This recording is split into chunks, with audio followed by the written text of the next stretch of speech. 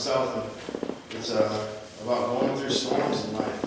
And this week, if you're part of this community, you heard that Lindsay Carroll had lost her life in a car accident.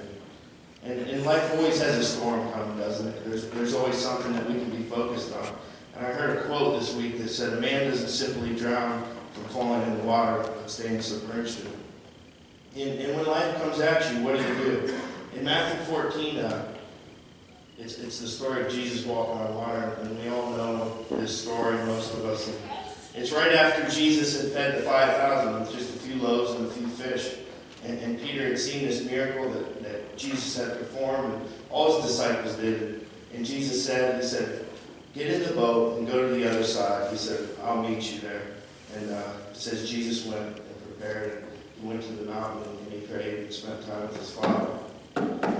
And it says around the fourth watch at night, which is right in Roman times, they broke it up the night into 4 watches.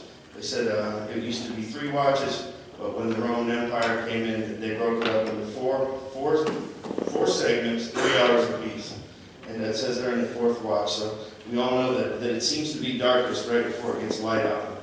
And I know that when the storms come in life, that it seems to be the darkest time in your life. When you're struggling and when you're just like, "Lord, I need you to show me something. I don't think I can take it any longer."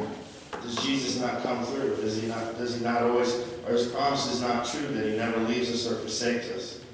And what I wanted to point out here is just real quick, and in the storms of life, Jesus is coming, and it says that they were terrified.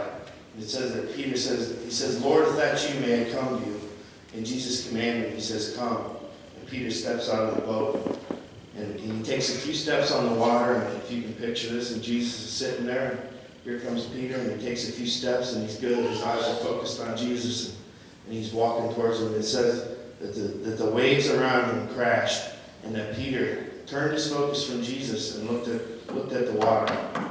Now, is the water not like life? Is it not waves that are coming in our lives and storms in our lives? And we have anger and resentment, we have bills, and we have things in life that take our focus off Christ. And he starts to sink, and Peter starts to sink, and it says that he cries out, and he says, "Lord, Lord, save me." And he takes his focus, and he puts it back on Jesus, and he starts to rise back out of the water. And is that not true in life? How many times when we take our focus off Christ, do we start to sink? Do life circumstances start to weigh us down, and we start to sink, and we don't know what to do? But every time we cry out, we say, "Lord, help us." And there he is. So tonight, I want you to get alone. I want you to just think and focus on Jesus tonight, that we were made to worship. We were made to fellowship with Christ and God. And that's what he wants from us, and that's what he desires. And we just want you to get alone. We're going to have a few songs here. And it says, God inhabits the praises of his people. And it says that where the Spirit of the Lord is, there's freedom. We need freedom from the bondage and the sin that we live in. And that it says we were once slaves to sin, but now we're slaves to righteousness. And Jesus is our righteousness. So get alone with yourself. Just ponder, search your heart, search your soul. We thank you for being here. Dear God, thank you for this day. Thank you for all the people who can come join us today to worship you. Amen.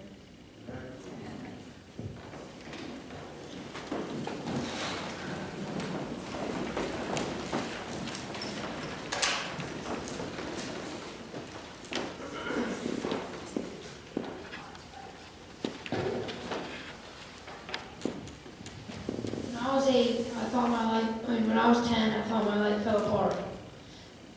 But no, my parents got divorced. I was sad and depressed. I didn't know what I was going to do. But in Genesis 50, verses 20, it says, "The enemy intended to harm me, but God intended for good." So the enemy thought, yes, here's my chance. I was weak, so the enemy thought he could take advantage of that. But no, God had a different plan. The divorce was not God's will, but he used it for good. For example, if